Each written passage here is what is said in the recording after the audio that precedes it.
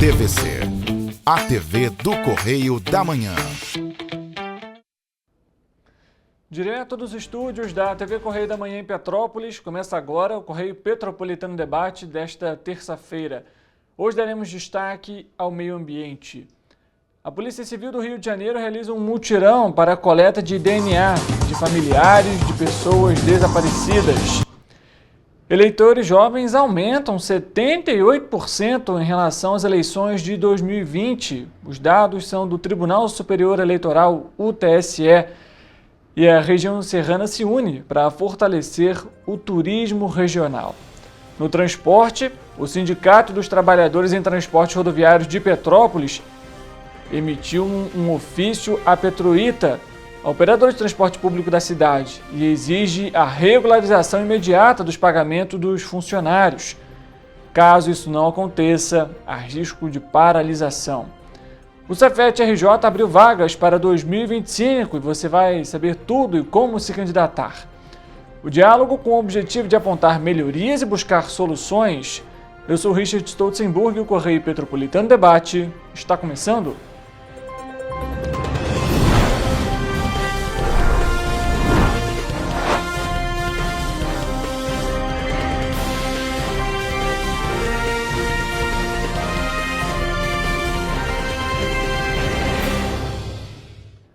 Olá, uma ótima tarde para você que nos acompanha. Seja muito bem-vindo para mais uma edição do Correio Petropolitano Debate. Estamos ao vivo pela TV Correio da Manhã e também nas nossas plataformas digitais, que você já bem conhece, Facebook, YouTube e o nosso site tvc16.com.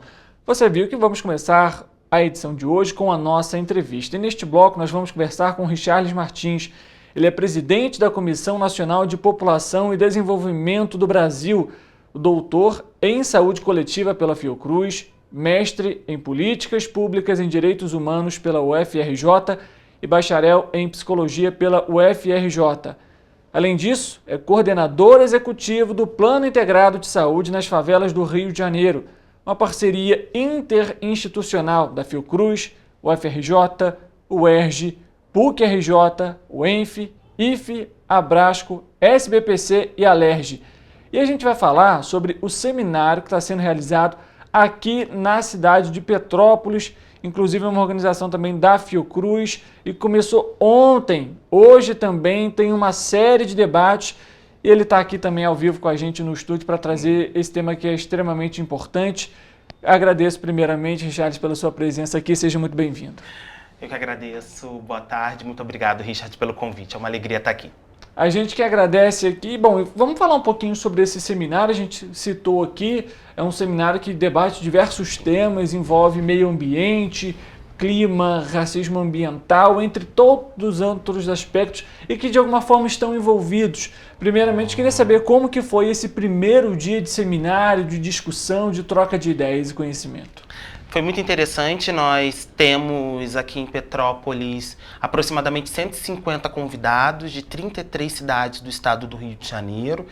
E ontem foi um dia muito frio na cidade, então tem colegas de Angra dos Reis, de Cabo Frio, né, da cidade do Rio de Janeiro. Mas as discussões foram extremamente acaloradas, né, pela importância do tema e pela vinculação necessária de se discutir temáticas associadas às mudanças climáticas e como essas mudanças afetam de maneira desproporcional determinados segmentos da sociedade. Então foi um primeiro dia de reflexões, para além de reflexões teóricas, uma composição de experiências práticas do que as favelas e as comunidades urbanas têm realizados para auxiliar na promoção de um ambiente saudável e sustentável. Então foi muito positivo começar muito bem aqui em Petrópolis essas discussões. Maravilha. Falando um pouquinho, por que de trazer justamente esse seminário aqui para a cidade?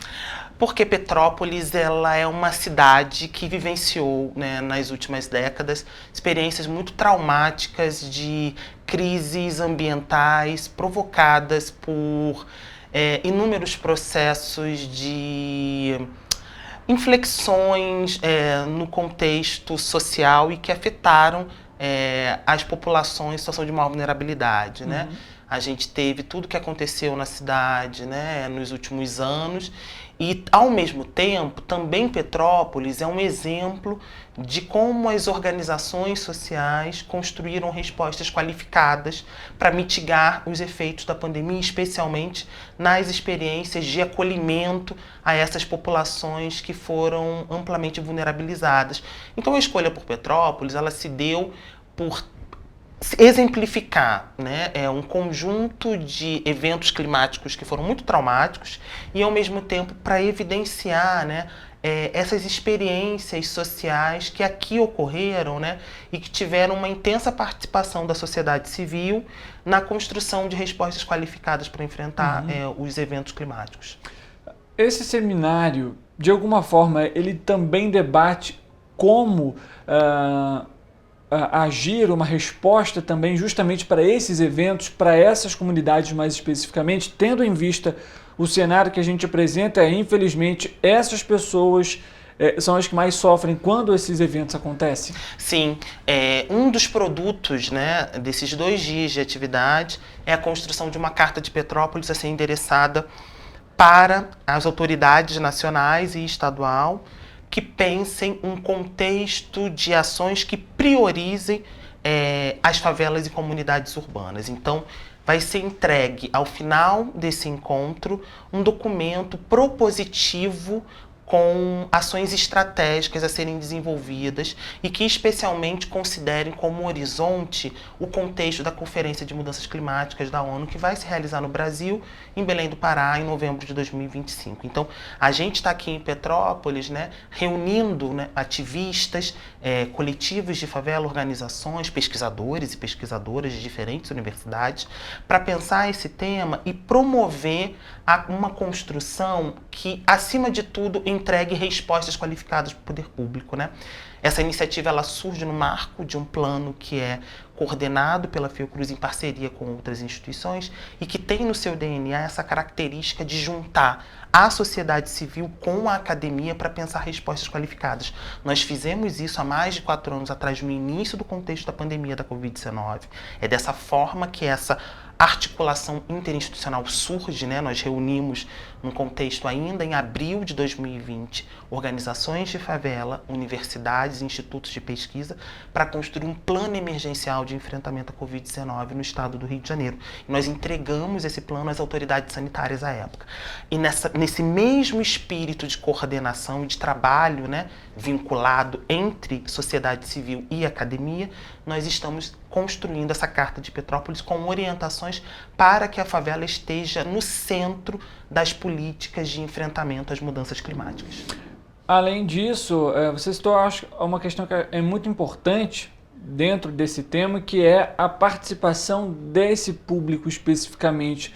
Qual é o impacto que a história dessas pessoas, que o relato dessas pessoas tem até mesmo para a elaboração desse material? Afinal, a gente entende que, obviamente, existem pesquisadores, cientistas que têm um amplo conhecimento, mas é muito bom também ter justamente o posicionamento daquela pessoa que vivenciou aquilo ali, que entende a realidade daquela localidade. Não, exato. Isso é fundamental, né? O nosso Sistema Único de Saúde, né, fundado com a nossa Constituição de 1988, ele tem como princípio a participação social. A participação social, ela orienta as políticas públicas de saúde no Brasil.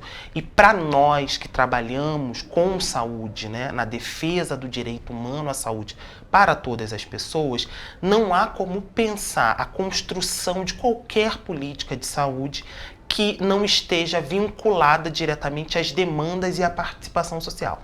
Por isso, a Fiocruz, juntamente com esse conjunto de instituições que você sinalizou, a UFRJ, a UERJ, a PUC do Rio de Janeiro e associações científicas, quando nós nos reunimos para pensar uma estratégia, essa estratégia de saúde ela só tem sentido se ela tiver no centro os segmentos sociais a quem as ações de saúde serão direcionadas. Por isso, quando nós pensamos uma estratégia específica para a saúde nas favelas, essa estratégia ela vem como uma orientação normativa ela ser construída e desenvolvida em processo de colaboração intenso com essas organizações, com as pessoas que vivenciam diretamente esses problemas, né?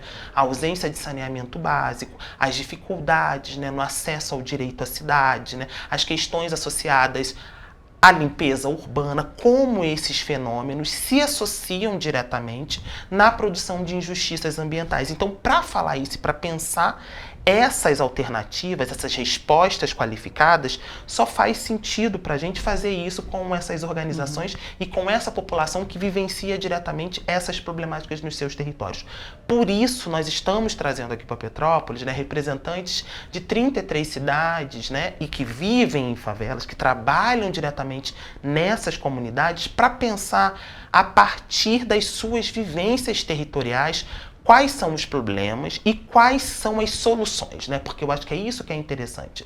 É a partir da sociedade civil, em parceria com o poder público, com a academia, com o parlamento, né? Identificar os problemas, muitos desses problemas já são anunciados há muito tempo, mas coordenar respostas estratégicas em parceria, né? A gente costuma dizer que o nosso slogan é parcerias em favor da vida, né? Nessa construção coordenada é possível traçar estratégias, né? E aí isso é muito importante para a Fundação Oswaldo Cruz, que é uma fundação do Ministério da Saúde, traçar estratégias coordenadas para ampliação do direito à saúde, né? Então, isso só faz sentido com a sociedade civil. Perfeitamente. Falando um pouquinho sobre essa discussão como um todo, Charles, em relação ao que tem sido debatido, quando a gente fala um pouquinho sobre meio ambiente, obviamente, quando se fala sobre isso, você vê em Petrópolis, tem as questões dos eventos climáticos, que são mais frequentes, os próprios institutos mostram que esses eventos eles vão ser mais frequentes e com mais intensidade, enfim. Mas tem um outro ponto que eu acho fundamental a gente citar aqui, você como um profissional também da saúde, eu queria seu posicionamento disso. O seminário hoje também fala sobre até mesmo a forma de cuidado, a forma como os médicos, quem atua ali na linha de frente, que recebe essas pessoas também atuam e como essas pessoas também devem ser orientadas e cuidadas. Afinal, quando a gente se trata de um problema como aconteceu em 2022 em Petrópolis, em que 242 pessoas morreram, obviamente algumas ainda estão desaparecidas, você tem um impacto social não só naquela localidade que foi a mais afetada, mas você tem na cidade como um todo. Você infelizmente tem familiares daquele próprio médico, daquela própria pessoa que está atendendo, que também foi vítima. Isso também é discutido. Como que você vê também esse ponto? É também um ponto central e importante nessa discussão? Sim. Um dos eixos centrais desse seminário, né, que tem discutido aqui em Petrópolis o tema da saúde, favela, racismo ambiental e justiça climática, é pensar os impactos sobre a saúde mental dessa população que vivencia diretamente esses eventos, né, nos seus territórios, né? Como você bem sinalizou, o impacto sobre adoecimento, né, psíquico dessas famílias, dessas comunidades, né, que perderam familiares, amigos, parentes, né, em eventos tão traumáticos, repercutem por muitos anos, né? E sobre isso é importante entender também quais são as respostas públicas que foram possíveis serem construídas e que deram certo, né? As boas práticas, os processos de acolhimento ao conjunto das comunidades, né, que se afetaram, né, diretamente nesse contexto. Um eixo central dessa discussão, né, que você traz, que para a gente é muito importante, é pensar o processo da formação em saúde, né? Como os nossos profissionais eles estão hoje, né, preparados, né, no âmbito de uma formação continuada e qualificada para entender a associação desses fenômenos, né? Que não é natural você ter recorrentemente eventos climáticos em mesmos territórios. Esse processo ele não é natural, ele é uma construção histórica que se dá a partir de uma série de atravessamentos que marcam processos de desigualdade, né?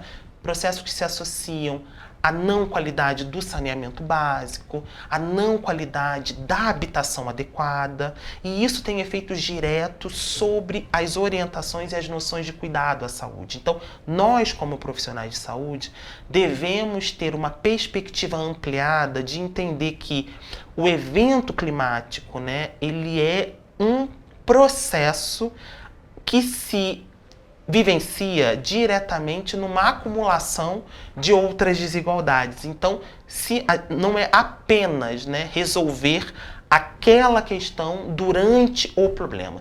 Existem medidas de saúde, né, que devem ser implementadas por nós também, profissionais de saúde, que se relacionam com o processo preparatório de prevenção a essas emergências, né? A discussão sobre emergências e desastres é uma discussão central no campo da saúde pública brasileira hoje, né? Vide o que vivenciamos, né, recentemente no Rio Grande do Sul, né? Todas as discussões sobre as ondas de calor e sobre essas secas prolongadas em vários estados brasileiros, né? O Espírito Santo há muito tempo sem chuva, por exemplo, né?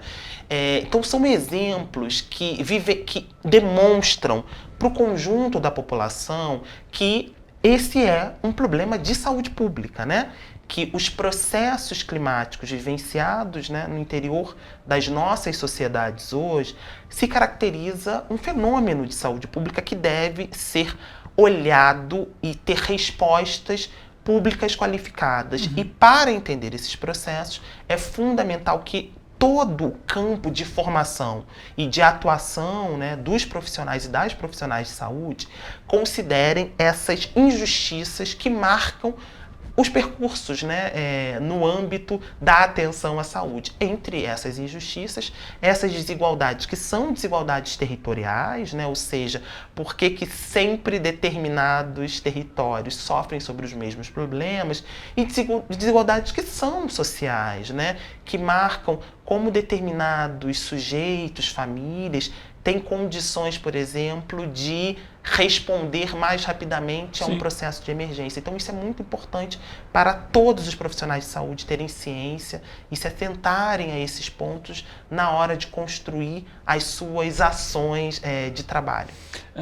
Richarlison, falando ainda sobre essa questão, quando a gente fala dessa preparação, é importante frisar de alguma forma um olhar mais cauteloso para cada região. Você citou a questão, por exemplo, do Rio Grande do Sul, e são fenômenos completamente diferentes. Obviamente, causam ali, infelizmente, diversos impactos negativos, sejam eles mentais ou até físicos, enfim, que podem reverberar por anos. Mas a gente tem, por exemplo, fenômenos diferentes. Esses fenômenos eles podem impactar de forma diferente e, consequentemente, é necessário estratégias diferentes para cada um deles? É fundamental, né? As dinâmicas territoriais, elas dizem muito sobre as possibilidades de resposta, né? Entender, por exemplo, né, que existem regiões que vão ser afetadas mais diretamente com problemas de deslizamento do que outras, né? Que existem regiões em que a questão da desigualdade, né, no que tange ao tratamento de água e esgoto vai afetar mais diretamente uma outra, em que outras regiões a questão da seca. Isso é fundamental para entender uma prospecção, né, possível de mitigação dos efeitos, né, desses desastres que podem acontecer em determinados territórios em comparação com outros. E isso é muito importante, especialmente para nós que trabalhamos no interior da gestão pública, né, porque essa diversidade, nessa diversidade também está presente as possibilidades de produção de soluções mais qualificadas, né? O que a gente observa, né, é que, se formos pensar, né, territórios de favela, eles não são os mesmos em todos os lugares, né? Quando a gente pensa a diversidade das favelas e comunidades urbanas, né, no estado do Rio de Janeiro, ela é ímpar, né? As favelas, elas não têm as mesmas estruturas. Algumas favelas têm uma quantidade maior de equipamentos públicos, e ter equipamentos públicos auxilia na construção de respostas mais rápidas.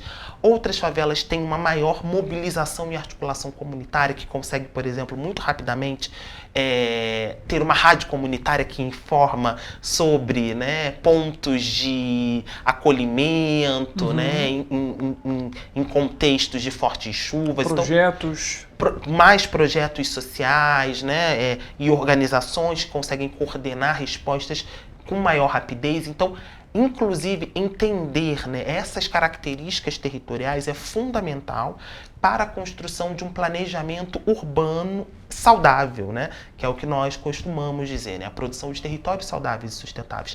Isso passa por entender que as diferenças territoriais, elas vão construir também respostas e soluções mais qualificadas.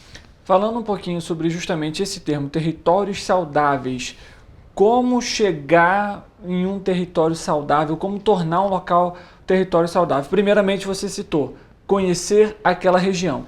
E para conhecer aquela região, a gente citou aqui, primeiro, fundamental, vivência da população que vive ali, né? De quem vivencia, de quem está ali há, às vezes 40, 50 anos, como por exemplo é o Morro da Oficina aqui em Petrópolis. Muitos ali viveram a vida toda, mas também é necessário uma análise de campo, a visita no local, o dia a dia. Isso também é importante para ter um contexto maior sobre aquela localidade. E eu falo isso referente, no caso, aos órgãos públicos, aos parlamentares, até o mesmo o conhecimento científico, as universidades estarem dentro também desses territórios para ter uma análise mais completa. Sim, Richard, eu acho que você está trazendo um ponto que é fundamental. Nós tivemos ontem, né, uma visita de trabalho aqui em Petrópolis, no Morro da Oficina. Nós levamos todos esses convidados e convidadas dessas 33 cidades para ver, porque todas as pessoas de Petrópolis, mas quem não é de Petrópolis, eu acho que fica muito impactado quando consegue ter a dimensão Sim. do que foi esse desastre, né? Essa tragédia social e ambiental ali, porque é muito visível, né, o que aconteceu com o Morro da Oficina. Entender essa dimensão, né, esse conceito, essa categoria de territórios saudáveis e sustentáveis é fundamental para a gente construir ações de promoção em saúde, né? Isso talvez, né, para algumas pessoas que são fora, né, do campo da saúde, né, nós trabalhamos intensamente com o conceito de saúde como uma dimensão ampliada. Saúde para nós não é ausência de doença. Saúde para nós é qualidade de vida, é a promoção de um ambiente saudável, é a articulação entre agendas de direitos. Então, algo que para a gente é fundamental é pensar que para se atingir territórios saudáveis e territórios sustentáveis, é fundamental integrar as agendas, né? Entender que só é possível construir um território saudável se esse território tem assistência social, se esse território tem cultura, se esse território tem acesso à educação, a lazer, a elementos, né, a segurança pública, acesso ao esporte. Essa dimensão de integração de agendas, né, intersetoriais de direitos, de políticas públicas, é isso que fomenta a produção de um território saudável e sustentável, né? A construção de uma dimensão de saúde que pensa a saúde a partir da integração desses processos, né? Dos direitos humanos, né? Da não violência, da promoção da igualdade de gênero, de raça. Isso tudo é fundamental e intrínseco na construção de um território saudável e sustentável. E um outro elemento é que isso não é possível ser feito sem a construção dos múltiplos atores que compõem o tecido social. Então, é fundamental a construção da imprensa. A imprensa tem um papel, os canais de comunicação têm um papel fundamental para a promoção de territórios saudáveis, porque todas as pessoas estão, né, inseridas em redes de tecnologia, né, e é muito fundamental, por exemplo, o acesso qualificado às informações como um fenômeno para os cuidados à saúde. A gente sabe todos os efeitos, né, de que as notícias falsas têm hoje sobre o campo da saúde, vide, né, a nossa diminuição da cobertura vacinal. Então, a imprensa ela é fundamental, a articulação com o parlamento, com todos os parlamentos, Câmara dos Vereadores, Assembleias Legislativas, né, Congresso Nacional, com os sistemas de justiça, com o conjunto da sociedade civil, né, que pensa articulações nos seus territórios, com as universidades e institutos de pesquisa. Então, assim, essa dimensão de pensar ações de saúde de forma articulada com os múltiplos atores, né, e entes, né, federativos e sociais, isso é fundamental, porque quando a gente pensa a dimensão da integralidade, né, nós não somos divisíveis, né? A gente só consegue pensar uma perspectiva de saúde quando essa saúde ela é integral, né? A gente só consegue pensar a saúde se as populações elas estão bem alimentadas, se elas estão com escolarização, se elas têm acesso à cultura, se elas têm acesso à educação. Então, esses elementos são fundamentais. E para que isso seja possível, é fundamental a integração dos poderes, né? E dos agentes sociais. Então, se eu tivesse que resumir, a promoção de territórios saudáveis e sustentáveis é a construção de uma agenda integrada de direitos que só é possível ser fomentada e apoiada pela integração dos múltiplos atores nessa agenda. Ou seja, mostra o quão complexo é justamente esse tema e a promoção também disso. Por quê? Você tem, como a gente citou aqui, características diferentes de determinadas regiões, e não só geológicas, geográficas, de relevo, mas de segurança, de acesso à educação, tudo isso, como a gente citou agora, interfere. Quando a gente fala que se há a saúde naquele local, não é apenas um posto de saúde, por exemplo, uma unidade de pronto atendimento próximo àquela determinada localidade, mas todas essas questões que foram citadas agora pelo Richarlison são parte desse processo de promoção à saúde. E quando a gente pega isso, essa complexidade de agentes que devem estar integrados para que isso aconteça de fato, a gente tem aí também esses cenários diferentes. Esses cenários diferentes, eles de alguma forma dificultam ou então de alguma maneira eles fazem com que esse processo seja um pouco mais demorado, tendo em vista justamente essa diversidade, digamos assim, de cenários? Você ter territórios, né, que são extremamente diversos, eles demandam respostas diversas, né?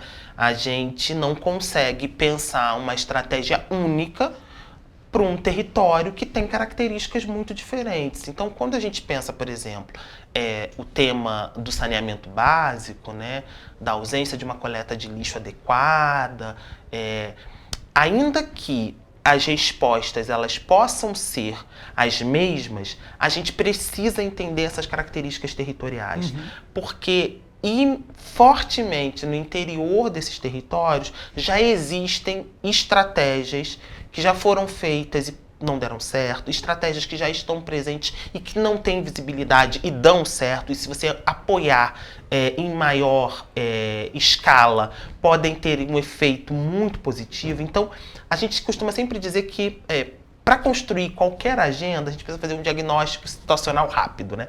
E entender as características desses territórios, porque essa complexidade, como você bem trouxe, ela está na construção do tecido social, ela está presente no interior de cada cidade, de cada território. Então, as características sociais, históricas de Petrópolis são diferentes, né?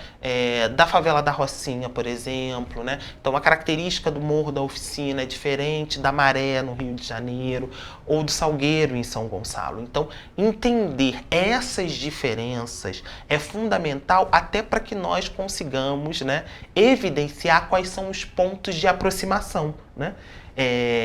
Então, esses territórios todos têm ausência de saneamento básico, tem processos associados à violência urbana, tem processos muito ativismo social, muita participação social, muita mobilização comunitária. O que faz com que favelas e comunidades urbanas tenham pontos de aproximação, né? E, ao mesmo tempo, entender esses pontos que produzem diferenciação.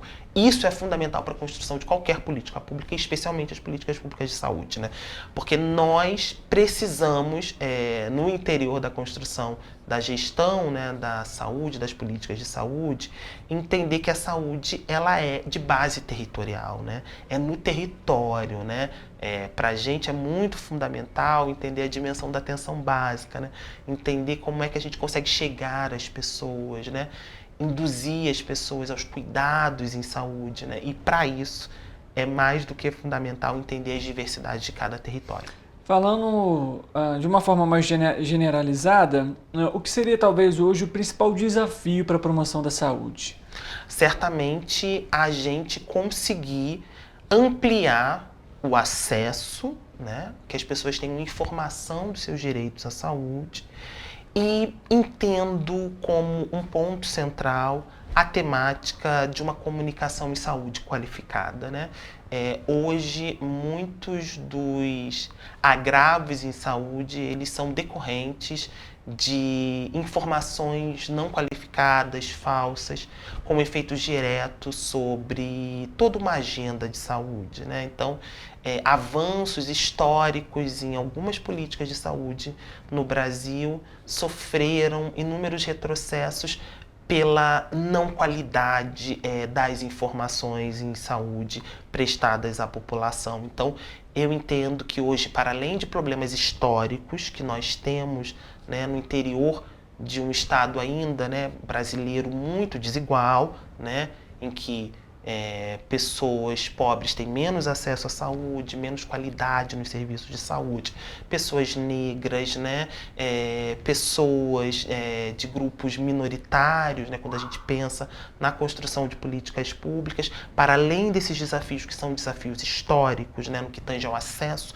e à qualidade à saúde, nos últimos anos nós temos um desafio adicional, né, para ampliar o direito à saúde, né, que é a qualidade da informação no acesso à saúde. Então, isso é um ponto fundamental, né, de como as pessoas podem e devem ser informadas da maneira adequada sobre os processos de saúde, né? E nesse sentido, né, os meios de comunicação têm um papel fundamental. Falando um pouquinho sobre o seminário que também acontece nessa terça-feira, para você que está nos acompanhando, o que será discutido, qual também está sendo a expectativa? Sim, esse seminário, o Seminário sobre Saúde, Favela, Racismo Ambiental e Justiça Climática, são 2 dias de evento, né? Ontem nós discutimos questões conceituais, o que é racismo ambiental, a partir desses convidados e dessas convidadas que trabalham esses temas em mais de 175 favelas no estado do Rio de Janeiro, em 33 cidades. Então, as discussões passaram pela percepção e pelo trabalho dessas pessoas sobre esses temas associados a racismo ambiental e justiça climática. Quais são as estratégias que vêm sendo implementadas, né, no interior dessas favelas para conter esses eventos climáticos que afetam de maneira desproporcional determinados segmentos da sociedade. Então, nós discutimos conceitualmente esses temas a partir das experiências, das vivências desses sujeitos, e tivemos encontros em 2 favelas aqui em Petrópolis, né, para aprender com a sociedade civil aqui do território o que tem sido feito, né, nessas favelas no que tange a esses eventos. Hoje nós estamos construindo, né, grupos de trabalho que estão discutindo temas específicos associados a saneamento básico, a participação social nessas respostas, a essa dimensão de integração dessas agendas de direitos e inúmeros outros temas, para construir um documento que nós estamos chamando de Agenda Comum da Carta de Petrópolis, um documento para orientar a construção de políticas públicas a partir da participação social e que enfrente esses temas associados ao racismo ambiental e à justiça climática, né? Então, o nosso objetivo é sair daqui ao final do dia de hoje com um documento a ser entregue, né, para as autoridades sanitárias, em âmbito estadual, em âmbito nacional, né, para que a gente possa pensar estratégias articuladas, especialmente visando, né, um processo de preparação das favelas, dessa agenda de saúde e favelas, para a Conferência, né, Mundial de Mudanças Climáticas, né, que vai acontecer em novembro do ano que vem em Belém. Então, a gente quer introduzir nas discussões sobre mudanças climáticas a agenda de saúde e favela. Como as mudanças climáticas afetam, né, o direito à saúde, né, e essa dimensão ampliada de saúde nas favelas, periferias e comunidades urbanas brasileiras. Então, é um documento ambicioso nesse sentido, porque a gente quer pautar não somente, né, uma agenda estadual, mas também incidir, né, como ponto de referência e de importância das favelas, da saúde nas favelas, na discussão global que vai acontecer no Brasil. Perfeitamente. Charles, eu queria muito agradecer a sua presença aqui com a gente para falar desse tema que é super importante. Eu tenho que, infelizmente, encerrar essa nossa entrevista para dar prosseguimento ao nosso programa, mas de já agradeço. O espaço está aberto para uma nova conversa, para um novo bate-papo, inclusive até mesmo com a apresentação dessas soluções aqui no Correio Petropolitano Debate. E nós que agradecemos, e é uma alegria estar em Petrópolis e aprender com as experiências realizadas aqui nessa cidade tão importante para todos e para todas nós. Muito obrigado. A gente que agradece mais uma vez, e é claro, para você que está em casa nos acompanhando, a gente faz um rápido intervalo, volta daqui a pouco, não saia daí, 2 minutinhos.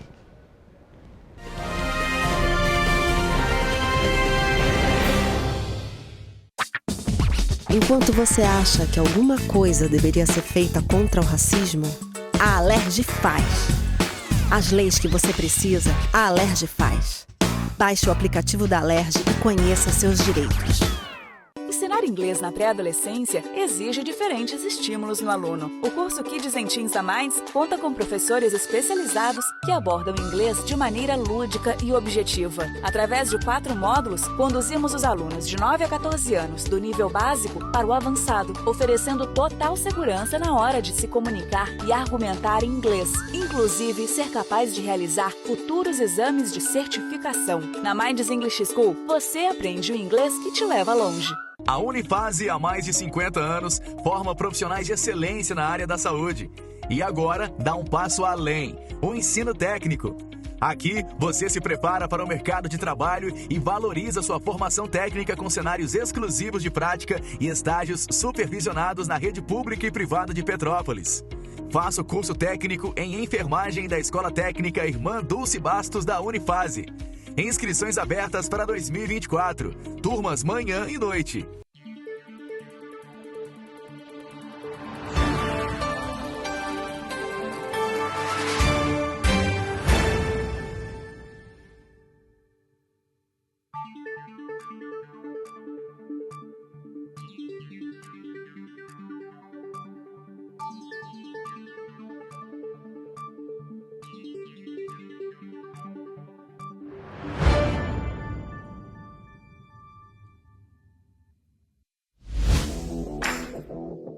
Para ter mais qualidade de vida, conte com a maior rede de academias de Petrópolis. Aqui na Corper, com uma mensalidade, você utiliza todas as unidades: Centro, Bingen, Itamaraty e Itaipava.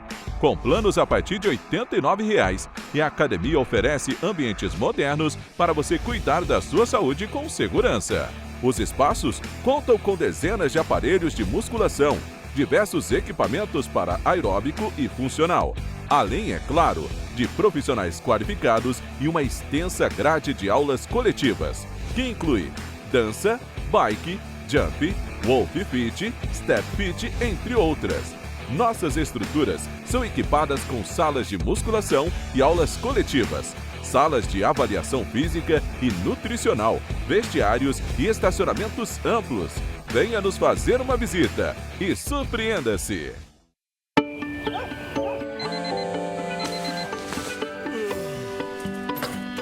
Meu pai é um cara muito corajoso. Ele luta contra o mal igualzinho um super-herói. Ele não usa capa, mas tem um uniforme muito legal e vários equipamentos especiais. Ele também tem super veículos e quando precisa, ele pode até voar. Meu pai me disse para não ter medo, que as coisas estão melhorando. E eu acredito no que ele me fala. E os resultados já estão aparecendo. Mas o governo do estado do Rio quer mais. Por isso, estão sendo investidos R$ 1 bilhão na nossa segurança, com ações em todas as regiões do estado. A gente não está aqui dizendo que a guerra contra o crime está ganha. Ainda tem muita coisa a ser feita. Mas aqui no Rio, os criminosos não vão ter vida fácil. Pode acreditar nisso.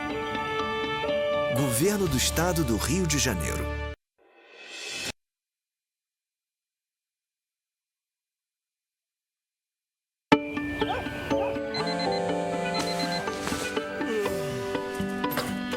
Meu pai é um cara muito corajoso. Ele luta contra o mal igualzinho um super-herói. Ele não usa capa, mas tem um uniforme muito legal e vários equipamentos especiais. Ele também tem super veículos e quando precisa, ele pode até voar. Meu pai me disse para não ter medo, que as coisas estão melhorando. E eu acredito no que ele me fala.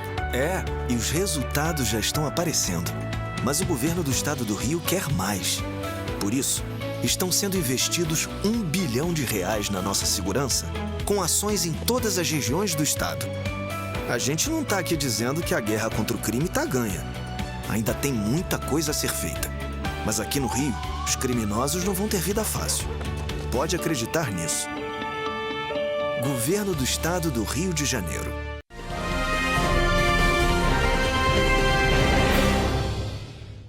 Correio Petropolitano Debate de volta. Os Conventions Bureau de Petrópolis, Teresópolis, Nova Friburgo e Guapimirim se uniram para realizar o evento com um tema inédito, discutir como os títulos de capital dessas cidades podem ser utilizados para impulsionar o turismo na região serrana do Rio de Janeiro. O evento Negócios e Turismo, na sua terceira edição, que vai acontecer no dia 24 de setembro na Granja Brasil, é uma iniciativa conjunta dos 4 municípios que buscam estratégias para promover o turismo local e atrair visitantes de todo o Brasil.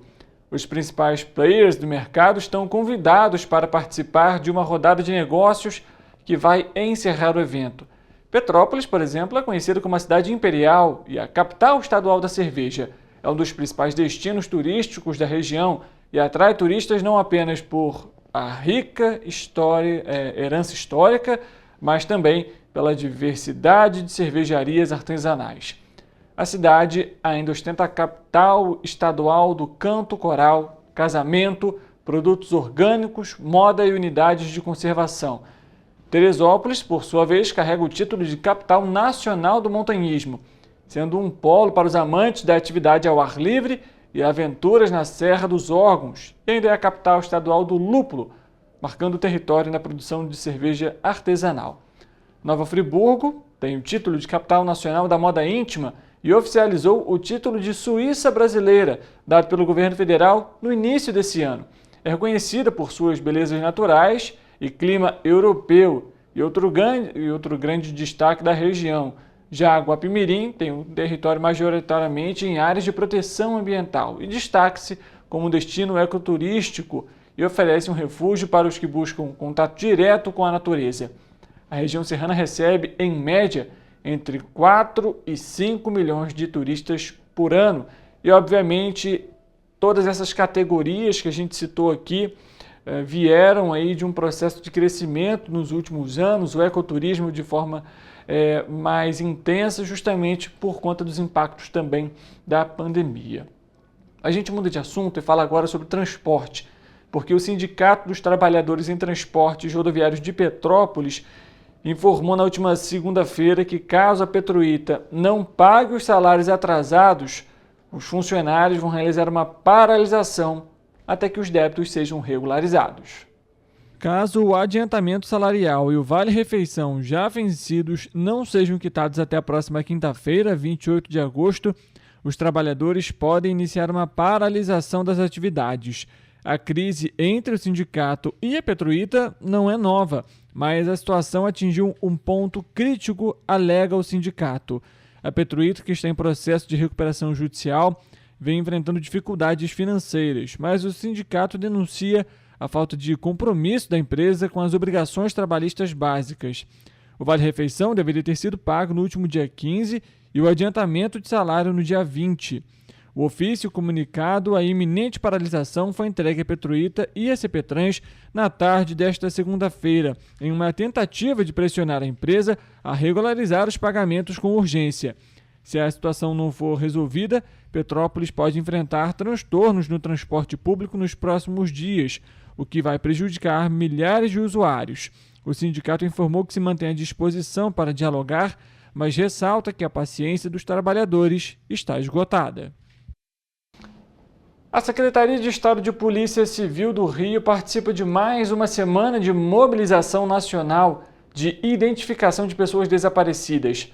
A campanha teve início nesta segunda-feira e 11 postos da Polícia Técnico-Científica do Estado do Rio de Janeiro estão coletando material genético de familiares de desaparecidos para fazer ali o cruzamento dos dados nos bancos dos perfis genéticos. Entre os postos estão Petrópolis e Teresópolis.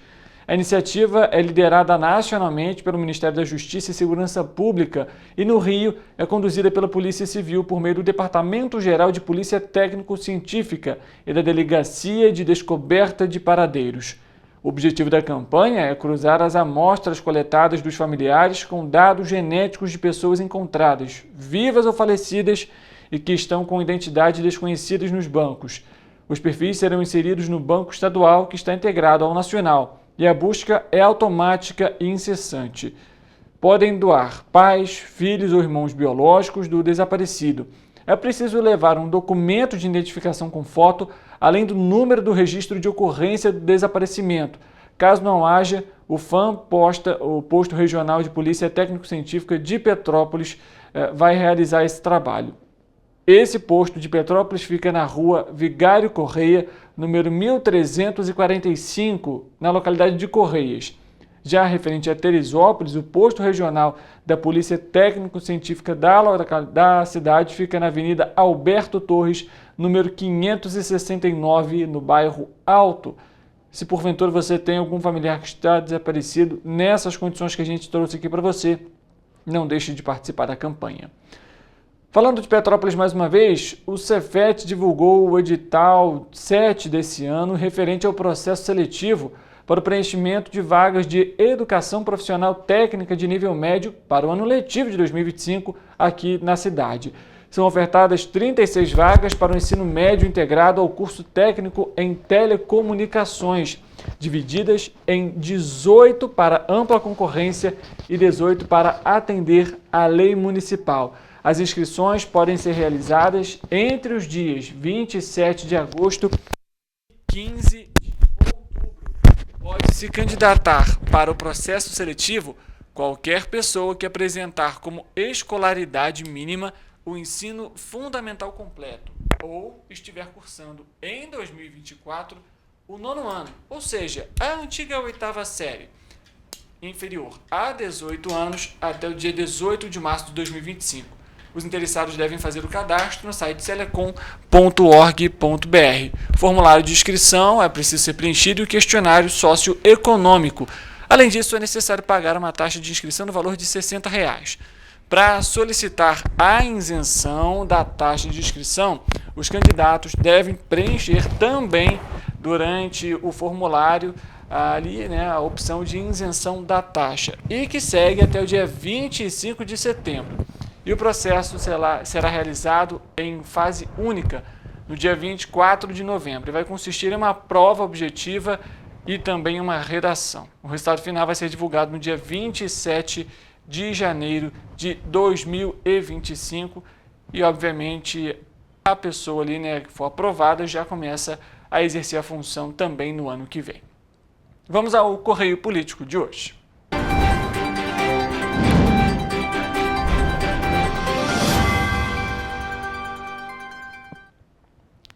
Foi publicada neste mês uma pesquisa eleitoral com as intenções de voto para a Prefeitura de Petrópolis. E, de acordo com os dados, Ingo Rames lidera com 24%, seguido por Yuri Moura com 16% e Rubens Bontempo com 11% as intenções de voto. A pesquisa foi feita pela GERP, Empresa Brasileira de Pesquisas LTDA, e foi realizada com 500 entrevistados no dia 30 de julho nos 5 distritos de Petrópolis. De acordo com o resultado, Ingo Rames lidera com 24% das intenções de voto, seguido por Yuri Moura com 16% e Rubens Bontempo na terceira posição com 11%. Eduardo do Blog aparece em quarto lugar com 10%. A pesquisa apontou ainda que 15% dos entrevistados não votariam em nenhum dos candidatos à Prefeitura de Petrópolis e outros 16% não souberam responder. Os entrevistados também foram questionados em quem não votariam de nenhuma forma nas eleições deste ano. Nessa categoria, Rubens Bontempo lidera com 50%, seguido por Yuri Moura com 11% e Eduardo do Blog com 8%. O jornal impresso, o Correio da Manhã, divulgou nesta segunda-feira uma reportagem especial, apresentando dados referentes às eleições nas capitais do país. A apuração de Rodolfo Lago apresenta que na capital fluminense, por exemplo, o atual prefeito Eduardo Paes lidera nas pesquisas. Se você pegar a evolução que a gente tem mostrado aí desde o início do ano, no caso do Rio de Janeiro, há pouca novidade. O prefeito Eduardo Paes, ele lidera com uma margem bastante folgada desde o início do ano, de acordo com as pesquisas. E a última pesquisa do Datafolha demonstra isso, confirma isso, né? A pesquisa do Datafolha mostra o Eduardo Paes com 56% das intenções de voto. Até o momento, o Tribunal Superior Eleitoral, o TSE, registrou 5.326 pesquisas eleitorais em todo o país. E assim a gente finaliza o Correio Político de hoje. E é claro, havendo novas pesquisas, traremos aqui no Correio Político.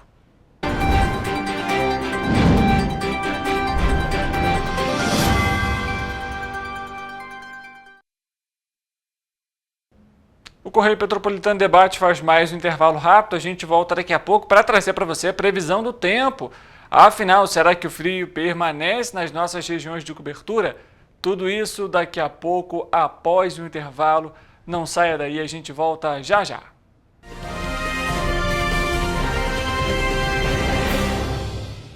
A Unifase, há mais de 50 anos, forma profissionais de excelência na área da saúde.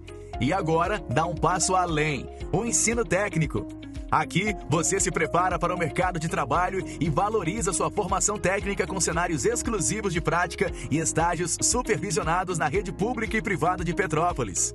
Faça o curso técnico em enfermagem da Escola Técnica Irmã Dulce Bastos da Unifase. Inscrições abertas para 2024, turmas manhã e noite. Para ter mais qualidade de vida, conte com a maior rede de academias de Petrópolis. Aqui na Corper, com uma mensalidade, você utiliza todas as unidades: Centro, Bingen, Itamaraty e Itaipava. Com planos a partir de R$ 89,00, e a academia oferece ambientes modernos para você cuidar da sua saúde com segurança. Os espaços contam com dezenas de aparelhos de musculação, diversos equipamentos para aeróbico e funcional. Além, é claro, de profissionais qualificados e uma extensa grade de aulas coletivas, que inclui dança, bike, jump, wolf fit, step fit, entre outras. Nossas estruturas são equipadas com salas de musculação e aulas coletivas, salas de avaliação física e nutricional, vestiários e estacionamentos amplos. Venha nos fazer uma visita e surpreenda-se! Esse aí sou eu. Há 18 meses estudando inglês. Cada passo no aprendizado foi uma porta que se abriu para o meu futuro. Sabe o conhecimento que você desenvolve hoje? Ele é a chave para novas oportunidades incríveis do amanhã. É o equilíbrio perfeito entre aprender e aproveitar cada momento dessa jornada empolgante. E agora, aqui estou eu, na minha tão sonhada vaga em uma multinacional. O inglês abre portas. Fale Minds. Rio de Janeiro, atração o ano inteiro. Tem descanso, tem folia. Noite e dia, alegria. Sol e praia, diversão. No prato ou copo, a festa, o bar, museu ou bloco. Show, cultura, história. Gravado na memória e no seu coração. Rio de Janeiro, vem se apaixonar. Rio de Janeiro, vem se apaixonar.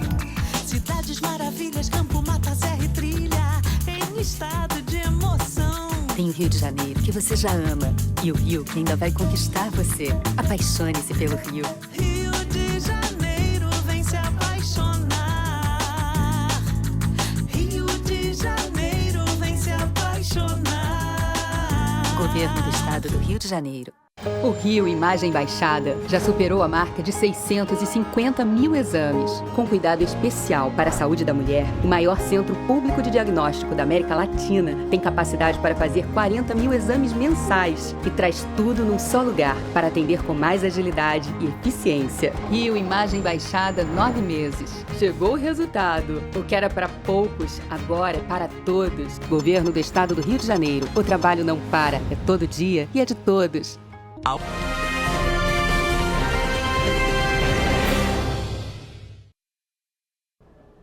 Correio Petropolitano Debate de volta e chegou o momento de saber como que fica a previsão do tempo para essa quarta-feira.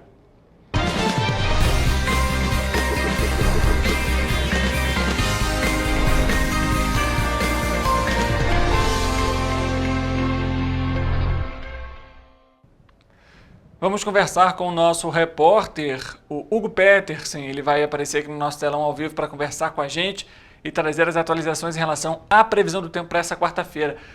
Hugo, muito boa tarde para você, seja muito bem-vindo. Pelo visto, o frio permanece aqui para a nossa região, né? Olá, Richard e todos que nos acompanham. O frio permanece realmente para a nossa região, mas os alertas do Instituto Nacional de Meteorologia terminam e não há avisos meteorológicos para esta quarta-feira. Diante disso, vamos para a previsão do tempo para a nossa região de cobertura. E já adianto que não há previsão de chuva para nenhuma das cidades. Em Nova Friburgo, o dia amanhece gelado e sem chuva. Com elevação das temperaturas máximas, as médias são mínimas de 5 graus e máximas de 20 graus. Em Teresópolis, a quarta-feira será de poucas nuvens no céu durante todo o dia, com a tendência de elevação das temperaturas. As temperaturas variam entre a mínima de 7 e a máxima de 22 graus. Já em Petrópolis, a quarta-feira será de queda na temperatura, com muitas nuvens no céu e ventos fracos. Os termômetros devem registrar mínima de 6 graus e a máxima de 21. Paraíba do Sul amanhece com muitas nuvens no céu, mas haverá diminuição na nebulosidade no período da tarde, com queda na temperatura mínima e elevação da máxima. As temperaturas vão variar entre a mínima de 9 e a máxima de 24 graus. Em Três Rios, poucas nuvens no céu, ventos fracos e tendência de queda da mínima e elevação na máxima. Nos termômetros, a mínima para essa quarta-feira na cidade é de 10 e a máxima de 26 graus. Para você ver, né, Hugo, impressionante, de fato, né, Petrópolis registrando 6 graus de mínima para essa quarta-feira, Nova Friburgo 5 graus, Teresópolis 7, a gente vê aí uma pequena elevação na temperatura máxima, mas de fato o frio vai permanecer aqui na cidade. Realmente é muito frio, mantendo a recomendação de sempre se agasalhar, sempre que puder, muitas vezes nas horas mais frias do dia. Se possível, evitar sair de casa, porque nesse período a imunidade fica muito fragilizada por causa dessa variação na temperatura. Um dia está muito quente, outro dia está muito frio. Então é importante que as pessoas se preparem para evitar de ficar doente e coisas do tipo. Tá certo, Hugo. Obrigado pelas informações, um ótimo trabalho para você. E assim a gente vai enfrentar mais uma quarta-feira, mais um dia da semana com frio, viu? E também assim a gente finaliza a previsão do tempo de hoje.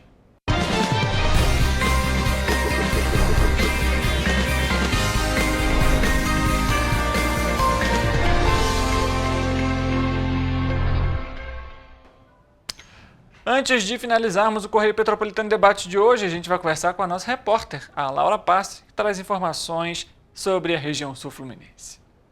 Olá a todos que nos assistem. As filmagens do documentário Jongo, O Ritmo da Resistência, tiveram início na última semana no Hotel Fazenda Ponte Alta, em Barra do Piraí. O projeto, criado pelo autor e produtor cultural Reginaldo Costa, busca reviver a tradição do jongo na cidade.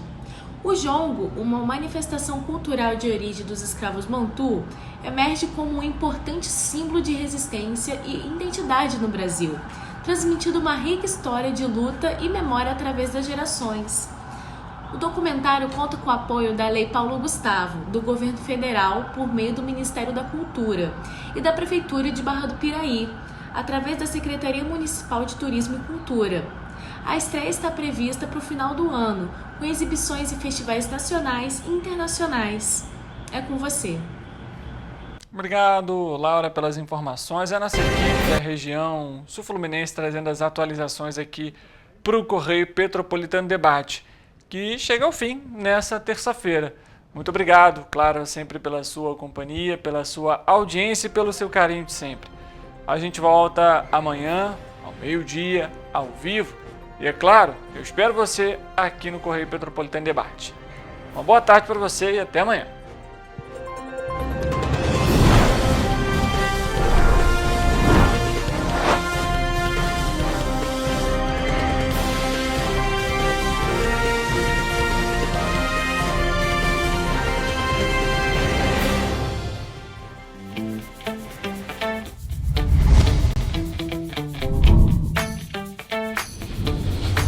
TVC, a TV do Correio da Manhã.